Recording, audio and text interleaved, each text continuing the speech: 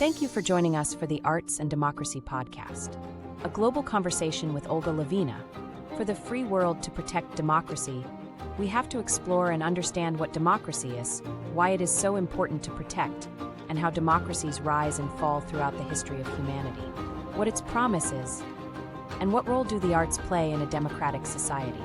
Now, please welcome our host, Olga Levina. Hello, my name is Olga Levina, and I'm executive producer of Jersey City Theater Center, and this is Arts and Democracy. I've spent my life believing that the arts are not a luxury. They are essential to our wellness, the way we connect and build communities. Through this podcast, I want to explore how creativity and civic life come together, how artists, activists, and everyday people use their voices to make changes and bring us closer through the arts. In every episode, we'll cross borders, share stories, and discover how art helps us imagine a more just, compassionate, and democratic world. And today, it is my greatest pleasure to welcome Deonté Griffin-Quick. I met Deonté when Jersey City Theater Center first joined New Jersey Theater Alliance.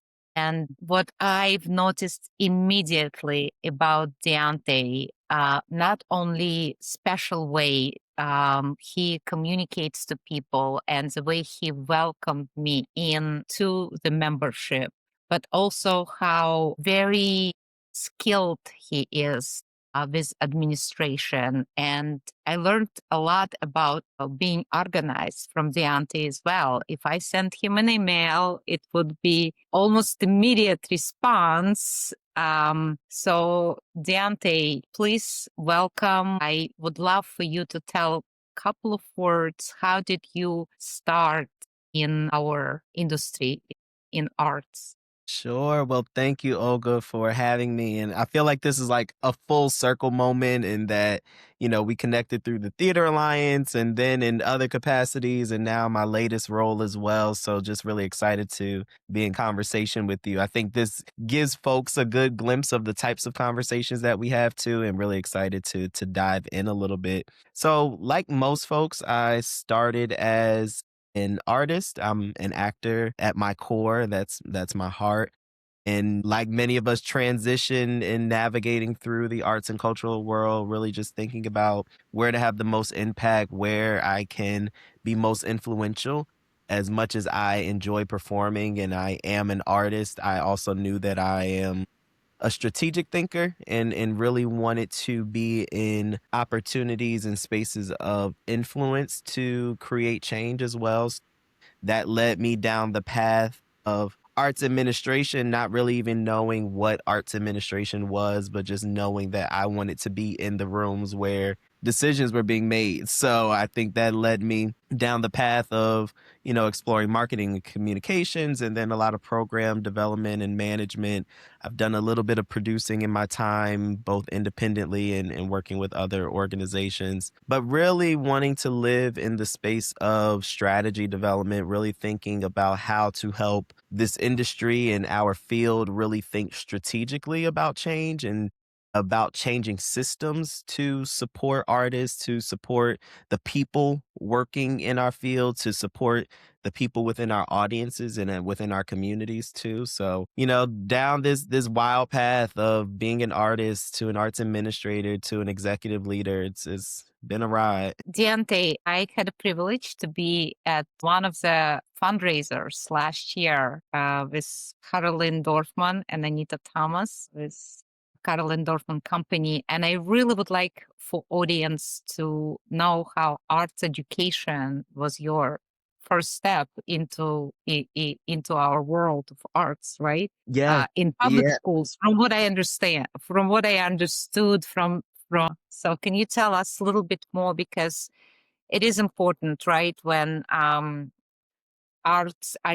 children are introduced to our field in public schools, and then they go to become executives. So can you tell us a little bit about that? Sure. So in high school, I attended the Academy for Performing Arts, which is in Scotch Plains, New Jersey. I was a theater major there. And part of the requirements as part of that curriculum was to put in a certain number of service hours. I think at the time through the technical theater department and the work that they were doing to groom folks and really being holistic artists as well. So being able to understand, your craft as an actor or a dancer, but also being able to understand the administrative and technical side of the art as well. So I had the opportunity to meet a lot of great guest artists. Carolyn Dorfman was one of the artists in residence at my high school, which was really a unique program, I think, in that they brought in professionals from throughout the state of New Jersey to come and work with the students. And so I remember being 14 years old, probably either my freshman or sophomore year of high school, and having to work within the dance department. So working on one of the productions, Carolyn Dorfman and her company came in to do a winter showcase with our students. And so my requirement was to work the box office. And I remember the dance teacher at the time, Miss Michelle Perozzi. She was I remember her warning me about this fabulous woman that was going to come in who I would be working with, and not to be intimidated or scared, but knowing that she was stern and about her business, and that was Miss Anita Thomas. So I got to work with Anita when I was 13, 14 years old, and that's just been a connection that I've carried over the past 15 years, getting to work with her. Losing some connection for a period of time, I think, once I graduated from high school and went on to college. But then we reconnected actually when I started working professionally within the arts here in the state of New Jersey. And she's just been a mentor and a guide for me over the years. And so it's beautiful to watch the arc of just that connection and that relationship. Again, being able to work with a professional company at 14 years old and also having an impact so much so that they remembered me. I didn't just remember Anita. She remembered me from when I was working with her, several years prior. So I just think it's a great thing when we can create pipelines, especially for our students and our young people, to really show them not just the industry, but the type of impact that you can have within community as well. So I'll be forever grateful to Miss Carolyn and Miss Anita. And again, beautiful in that 15 years later, I went from being one of their students to emceeing their gala to help them fundraise to support the work that they continue to still do at my high school. That same night, I honored my cousin, Kelly Jackson, who's the principal of my high school. So it was just really, I love these full circle moments. I love being able to really see the impact and the trajectory that I've been on and the connections that I've been able to make, and also knowing that I'm still investing again and reinvesting into the next generation of artists and creatives too. Thank you so much, Deonté. Well, my next question is from artist being on stage to administrator. How was that transition? When was that moment for you, Deonté, when you decided, okay, I have to take a leap, maybe because of you wanted to take a power control in your hands, but when was that moment? Maybe there was decisions that you made, why you made that decision. If I can be honest, I don't know if there was one distinct moment where I had to make that transition. I think I tried my best for several years to really try to balance being both a practicing working artist and an administrator too. And I did for some time. Thankfully, I worked within organizations like New Jersey Theater Alliance and other places that recognized the duality of who I was as an artist and an administrator. There was some flexibility to be able to go and still work as an artist and audition and participate in productions.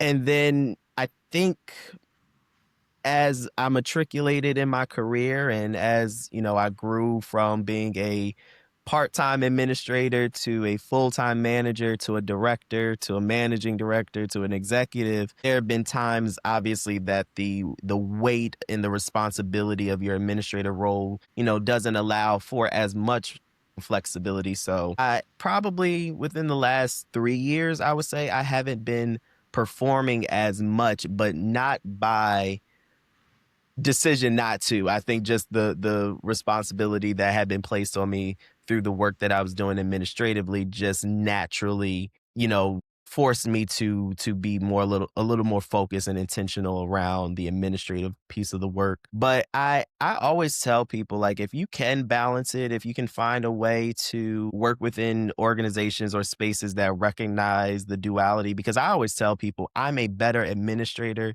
because I'm an artist, and I'm a better artist because I'm an arts administrator. Being able to see both sides of the spectrum of the work is really important. So I don't think that there was a distinct moment. Truthfully, if I had my dream scenario where all of my bills were paid and I had the luxury of time as well, I would probably be both an actor and an arts administrator, probably working within my administrative capacity during the day and going to rehearsals and doing other projects artistically at night. So I don't think that there's one moment, and I try my best to balance. Obviously, again, I've been a little bit more intentional to put performing on the back burner for now, but that's not to say that it'll always be there. Oh, I remember you did that project with Arts Yard. Yes, I did projects with Art Yard. I've worked with Speranza. I've worked with McCarter Theater Center. So I've, had the privilege of working with a lot of organizations as an artist and an administrator. So it's just, again, I'm appreciative of the people that I've been able to collaborate with too, that recognize the responsibility that I have in some of these other spaces. Thank you, Deonté. So this podcast is all about the relationship between the arts and democracy. In your view, what do the arts do for the healthy democracy, especially when communities feel fractured, exhausted, and polarized? Yeah, And I would love, yeah, and I would love for you to answer this question as an artist and as member of a community, and also as administrator. sure. I'm appreciative of the question because I think the arts really do play such a role in creating healthy communities and creating a healthy democracy. I believe that arts and culture are the heart and soul of our democracy and are a vehicle where in which we are able to uplift and shine a light on democracy and equitable systems around the work and how we support communities too. I think it's a beautiful thing, really, when we consider how they often say art imitates life. And so, how do we use art to shine a light on some of the challenges within our communities, but then also to use that as a vehicle to create change as well? So, I've been able to be a part of projects, I think, that have done both, that have been able to open up conversations around challenges within our society, but then also provide resources and truthfully inspiration on how we can make the change that we want to see as well. I think, there's so many artists who are politically engaged, who are engaged in social justice and social movements as well, both at the grassroots level, but then, on some of our more mainstream platforms too, really thinking about systems change. I'm really excited too. I think about the new work that is coming. We can even look at, and I don't know if we can name drop on this platform or talk about specific but Yes, specific yes, projects like of course. um This is what it's all about. on like Wicked, for example. I think I went into seeing the movie Wicked, not having ever seen it on Broadway, not ever having read the books, just having this idea of it being the backstory to the Wizard of Oz that people may have never known, but then actually watch it and see how it's actually a political movie talking about like regimes that are not equitable, that are actually discriminatory in certain instances, and how do we shine light and change the systems of our society. So I think, if we can present that in a way through art that is digestible to people and audiences can relate and connect beyond the fantasy of it and really see the core of and the essence of the work and of the message, I think that's such a beautiful thing. So I'm really interested to see more projects take off that are able to present some of these challenges and issues in a way that people can really connect with and see themselves represented in as well. Thank you. Thank you for this, Deonté. So you invested so much of your energy not only into producing work and being an actor, but also building the very infrastructures, because I was there, right? New Jersey Theater Alliance, around artists, communities, and equality, Mhm. which requires for you to be a part of a lot of different networks, festivals, and give access to others, to other artists, to maybe smaller organizations that don't have huge budget. How do you manage to work through all the different systems? And I know that you've done so much work, especially in 2020, around creating different networks and different systems and different organizations. So why is this infrastructure building a democratic act? And what happens when we neglect that, when we just work in our old, utilizing our old structures and old ways?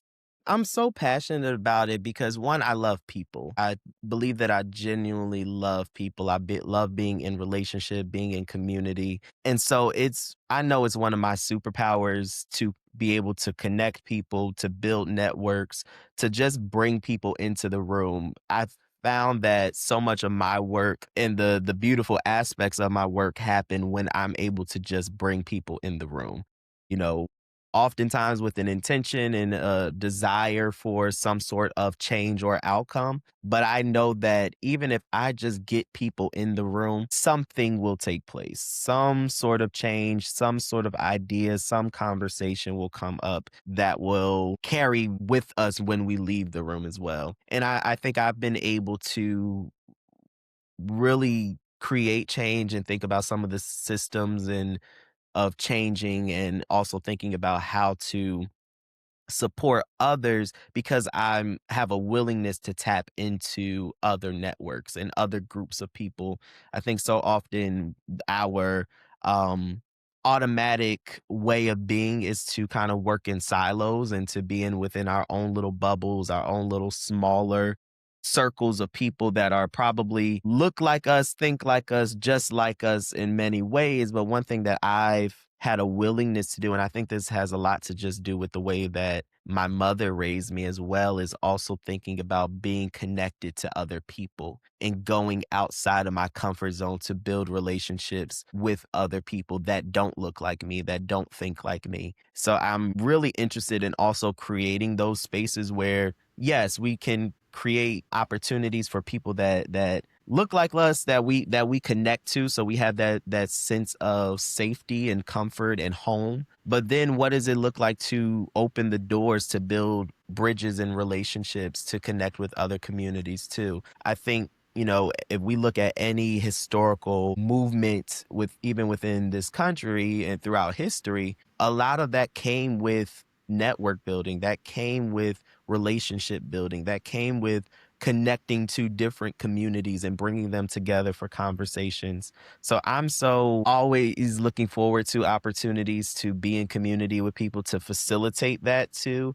Yes, I can show up and be a participant by all means, but I have a true desire, I think, to help build relationships and not even just for myself. Like if I know that there's someone that you need to be connected to, or, as a friend, as a mentor, mentee, a partner, I want to help you make those relationships too and those connections. And I have no problem of saying, hey, you two need to know each other. And I'm going to make the introduction. Then I'm going to walk away and go to the other 20 other projects that I'm working on. But really thinking about, how do we just simply build relationships is so important. You definitely made me feel this way, Deontay, when I joined New Jersey Theater Alliance, and I know that I'm the only immigrant founder and executive producer, Mhm. and you made me feel so at home. I always had that guidance from you, and I think I even sent,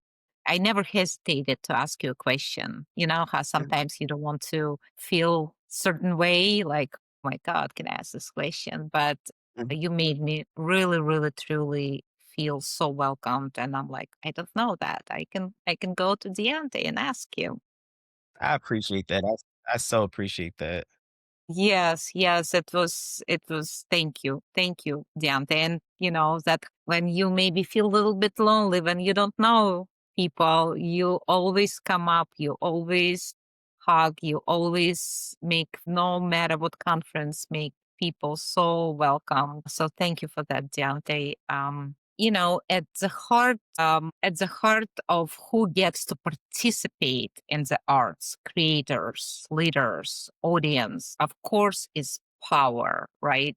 Who runs our organizations? If arts institutions truly want to serve the public, serve the people, what does real power sharing look like, in your opinion? Not the symbolism and not the statements. Mhm. And what's the hardest truth we need to face right now about leadership in our country, leadership in our arts organizations? Yeah, can you talk a little bit about that? Sure. I think so much of that is connected to releasing our desire to be in power and connecting with a desire to be equitable. I think so much of how the work that I've been doing is really focused on equity and ensuring that people have the resources, the information, the capacity to thrive in whatever sense of the word that means for them, right? So I think when it comes to decision making, it also requires us to be equitable to ensure that we are sharing access to power, access to influence in how change is made as well. I think so often about, myself and my journey of being young, being a black male, always, most times in predominantly white spaces, and knowing that I had a desire to create change, be a part of influence, and then also open the door for other people that look like me as well to be a part of that work. And there's, of course, I think there's a generational challenge that we also are battling with within some of our organizations too. There's a old regime of folks who have just been doing the work for 20, 30, 40 years and have become complacent and beholden to that. They become beholden to the power that they yield within institutions to do things their way, to say things how they want to say it, produce work the way they want to produce it, operate the way they want to operate. But when you have another generation that is coming up and saying, hey, we will not tolerate some of the behavior or some of the unwillingness to change the way that it has been tolerated before, I think, we're kind of called to the floor then to say, what do we do? How do we, again, be equitable in terms of who we partner with, in terms of who we invite to the table, in terms of who we open the door for? So I think so much of that is rooted in comfort and a fear as well, a fear of relinquishing that power, because we don't know then when we give influence to someone else, how will we then be impacted by it? So I think so often about the necessity for not just learning, but unlearning as well. Like we have to unlearn some of the bad behavior and some of the old ways of operating to embrace something new. Yeah, thank you, Deonté. As we know well that in our nonprofits, the structure of most arts organizations, right? And we're not even talking about Broadway. That's another conversation. Those who have the money and power, political power, money, gets to say also what programming is happening. Hmm. And this is just the way our organization structured. So when we're talking about nonprofit structure, arts and democracy, do you think we should in United States rethink this? Because I'm gonna be completely transparent. My board is very diverse. It's all people from the community. They don't have a lot of money, and it means I have to work twice as much. I volunteer for 12 years. I was not getting paid because I wanted to see the change in the arts. But not everyone can step in and work about 80 hours a week and not get paid. So um, I'm in maybe unique situation here, but how can we bring changes when everything is structured and it is on top? And we know that the more money you have, the more money will come to you. And Hmm. New Jersey State Council on the Arts made great changes with that, but I just would like to hear from you. How do you think we can correct that? I would say I think it's in the process of being corrected in some ways. You know, there could more be happening, absolutely. But I think that hopefully folks are starting to realize that the way in which we operate within the nonprofit industrial complex also is not working, right? So the way in which we have to sacrifice within nonprofits to fight over the same pool of money as our collaborators and our partners in the work too, it really puts us at a disadvantage to create that change because at, like you said, at the end of the day, we're just trying to figure out like how are we going to keep the lights on and how are we going to do the work. The unfortunate part is there have been so many decades upon decades of this way of operating that, yes, the people with power, the people with influence, they are able to do the work the way in which they want to or influence how other organizations are operating. You know, everything, even within philanthropy. Philanthropy creates parameters for funding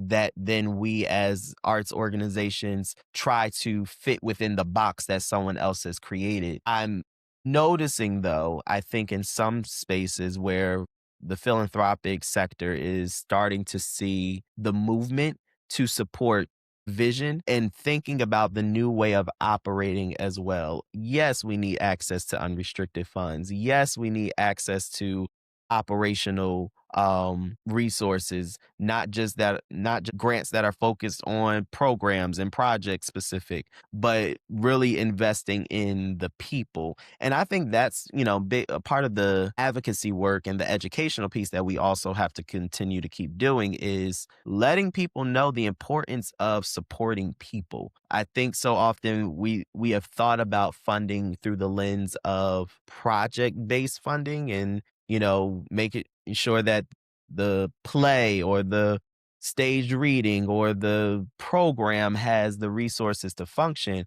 but you don't have any of those things without the people. So, how do we advocate to continue to educate people that we need to invest in the people running the organization, the people that are staying behind to clean up and lock up the building and turn the lights off, the people that are putting in the time, that are volunteering, you know, when they're not able to be paid just to ensure that programming is reaching our communities too. So I think as we continue to produce, we have to continue to advocate and educate as well, and truthfully educate about what it is that we do. I think, you know, as it relates to community and society and our audiences at large, your average person truthfully does not know what it takes to produce an artistic program. They show up for the thing, they show up for the play, they enjoy themselves, and they go home. They don't understand the work that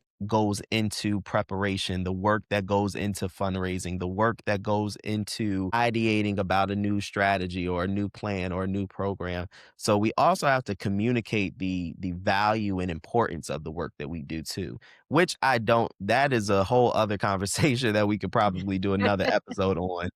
But we don't talk about what it takes to do what we do. And so that's why we get the scraps. That's why we get the pennies and don't really see the change that we want to see in terms of how we're able to operate. Deonté, just quick, what are some of the challenge you feel we can educate through? What are the what are those channels? What do you think I can do as executive producer or somebody who is artistic director or an actor? How we can educate? Tell the stories through our art. We have the people, we have the stories. I think we sometimes dismiss the idea that our testimony as people in this field are not as valuable as other stories that need to be told. I think there's such a way, and what I've noticed too, the organizations who are thriving and probably more successful have mastered the art of telling their story too. Telling the story of where they started, how they've grown, the impact that they've been able to have. But I think putting a face to a message is so important. People don't always invest in the project. Like they don't always invest in the product. They invest in the people and the idea. So if you're able to really give a face to the work that you want to do, let that story be your angle, be your pitch, be the thing that grounds you in terms of making connections and building partnerships too. Wow. Thank you. Thank you, Deonté. So you were instrumental in founding the New Jersey Arts and Culture Administrators of Color Network. Can you tell us a little bit more about how this particular organization came about to form, and what role did you play? Sure. So during my time at New Jersey Theater Alliance, I again recognized that there was a lack of people of color in our membership, a lack of people of color that were in some of the rooms that I was in, as in terms of at the statewide level in leadership roles at organizations doing the work. Simultaneously in DC, folks like Quanice Floyd and others who are on her team were building the National Arts Administrators of Color Network. And so the movement really started in DC, and I believe that I caught wind of it and was wondering, well, if they're doing that, in the nation's capital, why can't we have something like that here in New Jersey? And so it started with a series of conversations with Quanice and then some other folks working here in New Jersey, like Portia Hardy, who was formerly with the New Jersey State Council on the Arts, Vince Hall at Art Pride, New Jersey,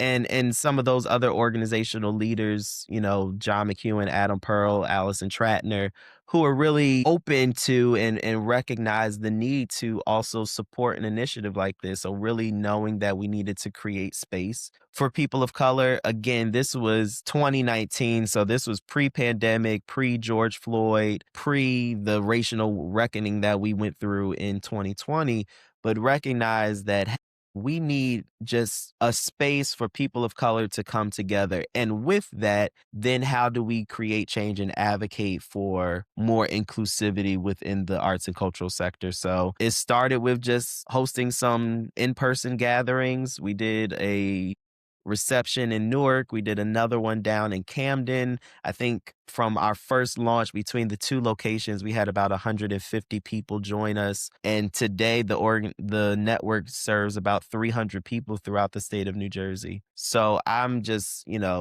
honored and humbled to have been part of the launch of that initiative, and so proud of the folks who are continuing to do the work still through New Jersey Theater Alliance and through Art Pride and the State Arts Council.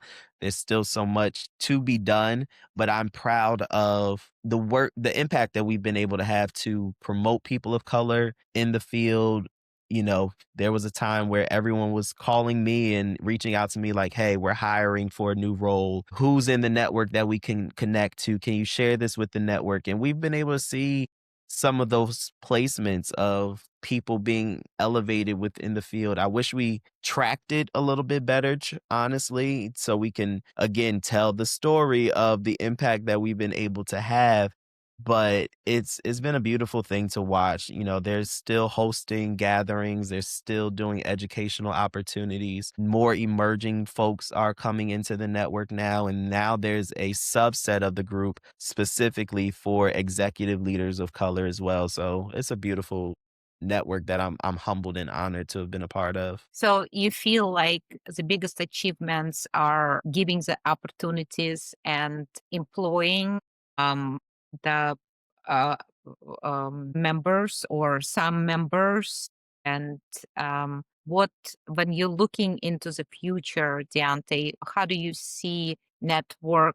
What going to be the biggest goal of the network? What is Well, the goal? yeah, I would say too, at the like top 3 or top 5 of the achievements is also just the relationships we've been able to build. I think so many people have come to network gatherings, meeting new people and have formed new relationships, whether just, interpersonally or professionally, and built new partnerships through their organizations. So I cannot discount the impact we've been able to have through relationship building. But I'm hopeful, and I'll be honest, I don't know where the next iteration of the vision is. I've kind of taken a step back so the folks who are managing the network now can really have a space to ideate and dream about the evolution of it. I mean, I have an idea. I would love to see it grow. I would love it to see it, possibly be its own entity. Right now it is considered a co-sponsored program and project, but maybe there's a day where this is a organization that is led and cultivated for and by people of color. So there's room for growth as it matures into its next phase. Thank you, Deonté. So you've served also grant panels like NAA and major regional and local agencies. From you vantage point, where do you see arts funding genuinely advancing equality right now? And where do you see the biggest opportunities or the biggest blind spots? I think so many folks in funding agencies right now are taking advantage of being able to more quickly and equitably disseminate information about funding. I think that's key, especially even in just being able to get people in the door to let them know about resources that are available.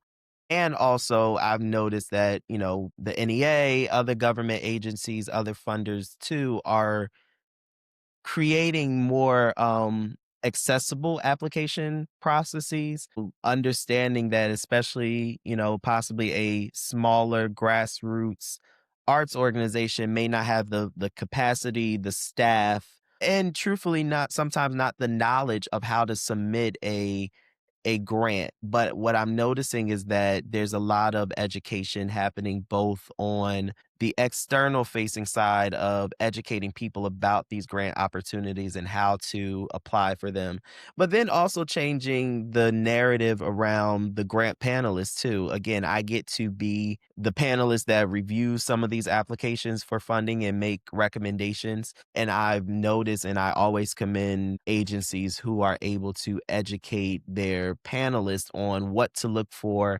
how to evaluate and score, how to offer feedback that is going to be helpful to the applicants as well. So I think being able to change the narrative around how organizations and people are able to access funding is so important. But then obviously too, I go back to what I said earlier of there has to be some sort of desire to build infrastructure for the people. I'm hoping that we see a lot more grant opportunities going towards general operations, of course, to again keep the lights on for some of these organizations. Some of our organizations really are struggling right now.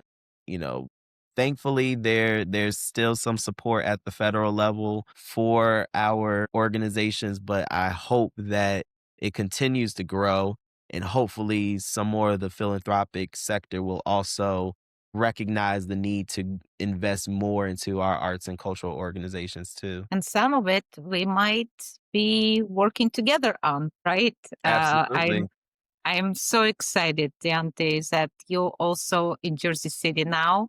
I couldn't wish for a better partner to be on Jersey City Arts Council. And I would like for you to tell a couple of words about Jersey City and how do you see the council going forward? Because Jersey City still probably still number 2, but we don't know in population. Maybe it's like our mayor said that soon Jersey City is going to be almost equal to New York in population and numbers. So, and we know that these two big cities, in a way, people know arts, and we have a lot of great NGPAC in New York. Jersey City always kind of tag along because we didn't have the funding, and that's exactly why we started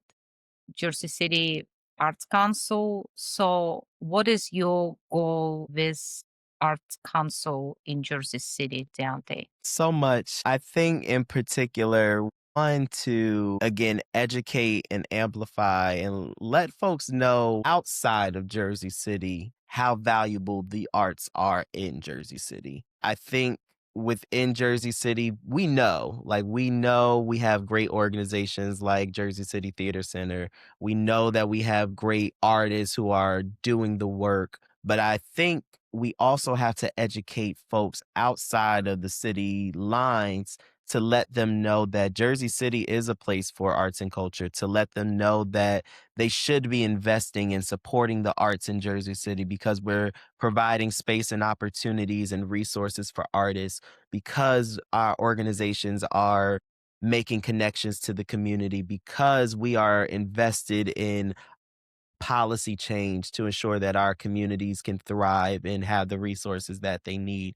So I'm really invested in collaborating with the folks in Jersey City. I think so often, unfortunately, like I said before, we work in silos and we work in our own smaller circles and have conversations that don't necessarily uplift everyone. But I think that the more that we can come together to have a collective impact is going to be really important. So the work that I'll be focusing on over the course of the next year is really thinking about how to build the collective power of the arts community in Jersey City, whether that is through just gatherings and continuing to do that networking, if that is advocacy in terms of going down to City Hall and advocating for equitable policy changes. I'm super excited about a new administration coming into City Hall as well. So this is just I think a blank slate really for us to come together. So outside of this, Olga, I'll be calling you about some things that we're going to be working on, really, again, to have a collective voice. And I'm super excited to better position the Arts Council to be the amplifier of the collective voice for the arts and cultural community of Jersey City. Thank you, Deonté. And I couldn't wish, even if I dreamt, and I can, I think I have imagination. I couldn't imagine better person to be in this role. So it's a gift from God. I think we all prayed, because I believe you just said it. We need that unity. We need to build those bridges. We can no longer compete for $3,000, but this is what we started with. We started with grants of $3,000 and community basically saying, can donate to, I love what you do, but I can't donate more than $50. And it was very tough reality to face. Thank you, Deonté, for taking this, heavy lift. And I'm really looking forward working with you. But this is something that I know very little about. You work with DGQ. Culture sits at the intersection of art, culture, and faith, and intersections that can be misunderstood or even avoided in some art spaces. Why was it important for you to claim this openly? And what does it mean, right? Faith, creativity, and cultural strategy. What does it mean? Can you educate us on it, please? Absolutely. And thank you. And I think what you said is something I've been trying to find the words for too, that we have for a long time kind of been avoiding this conversation around the intersection of arts and culture and faith-based communities. And I know it to be true because I, as a person that is rooted in my faith, that is grounded in faith and beliefs and convictions that I have, know that in certain arts and cultural spaces, I tried to hide that for a long time. But in fact, knew that it was my faith that when you saw me at some of those gatherings and I offered a hug or some sort of support, that just wasn't rooted in my love for the arts. That was rooted in my faith that teaches me how to love others. So I'm so excited about DGQ Culture, which is my creative consultancy, to support both cultural communities and faith-based communities build connection and partnership. Again, I'm a network builder. I build communities, and I believe that so often both our arts and cultural community and our faith-based communities, we talk about each other, but we don't talk to each other. And there's not the same shared language or understanding of how we can partner, how we can come together and think strategically about meeting our goals. So through DGQ Culture, we are cultivating networks and partnerships. We're doing strategic planning for arts and cultural communities. And then also just thinking about how to break down the silos within community and using the arts as a means for communities to advance faith as well. Thank you. Thank you so much, Deonté. Okay, just one more question. You work at the intersection of massive faith-based ecosystem and growing creative economy, a network driven by social impact. What gives you hope about the future of arts, and what genuinely keeps you up at night?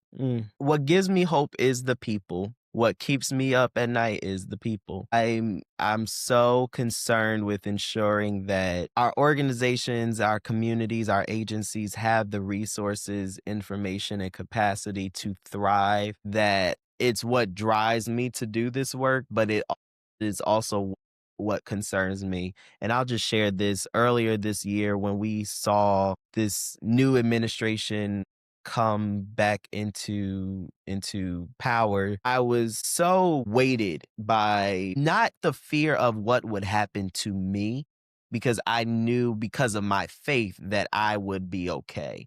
But I was concerned with the people that I'm in community with that don't have the resources, that are more likely to be targeted through certain decisions and certain behaviors and in certain ways of demonstrating hate within our world, truthfully. That is what kept me up at night. I didn't have a fear about, how am I going to survive? How am I going to make it? I felt weighted by the concern of others, and then immediately went into what am I going to do to help not just myself, but the people that I'm connected to thrive. So my faith is what gives me hope. The people are what gives me hope. But they are also, it's a duality, that they are also the things that keep me up at night, but they push me to doing this work. Thank you so much, Deonté, for this incredible conversation. And I can't be more excited to start in January this new year, working hopefully closer with you Yes. on what is coming in the future for Jersey City. It's exciting. It's exciting. So thank you so much for taking the role of executive director of the council, and I'm so looking forward to working side by side. I appreciate that, Olga, and thank you for this Thank opportunity you. as well. Thank you. Thank you for joining us for the Arts and Democracy podcast, a global conversation with Olga Levina. The Arts and Democracy podcast is produced, recorded, and edited by Shane Austin Miller from Seize the Day Communications. Be sure to check out upcoming global arts performances and programs at Jersey City Theater Center. Until next time, support the arts and defend democracy.